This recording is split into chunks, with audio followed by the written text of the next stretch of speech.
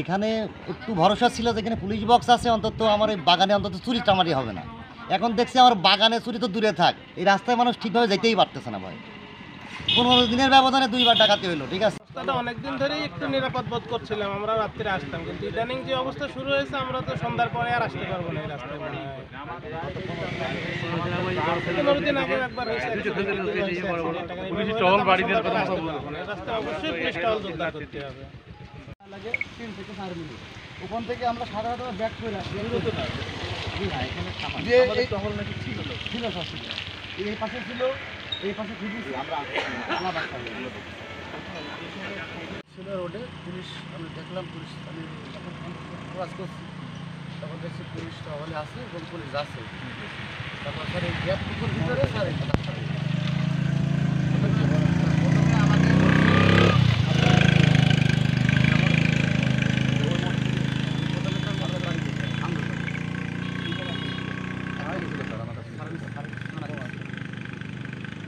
থানায় গেছিলাম।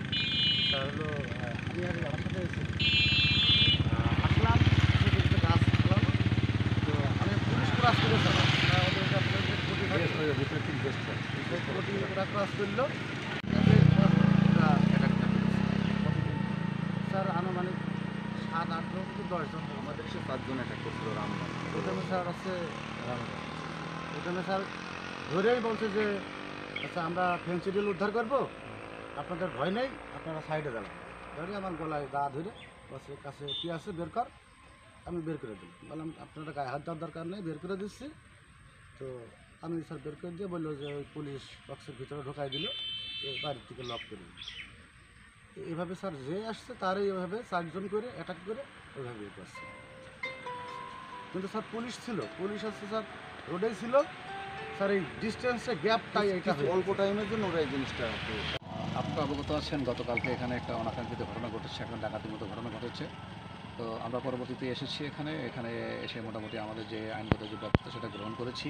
আমাদের পুলিশের টহল বৃদ্ধি করেছি, পাশাপাশি অভিযানও চলছে এবং চলমান অভিযানের প্রেক্ষিতে আমরা সন্দেহজনক একজনকে আমরা আটক করেছি। আমরা তাকে জিজ্ঞাসাবাদ চলছে, জিজ্ঞাসাবাদ করবো এবং পাশাপাশি আমাদের অভিযান আরও জোরদার থাকবে এবং জোরদারের পরে পরবর্তী যে ব্যবস্থাগুলো আছে এই ব্যবস্থাগুলো আমরা নিব এবং আইনগত ব্যবস্থা আইনগত ব্যবস্থা আমরা প্রক্রিয়াধীন অবস্থায় আছে। আইনগত ব্যবস্থা পেলে আমাদের অভিযান আরও জোরদার করবো ইনশাআল্লাহ।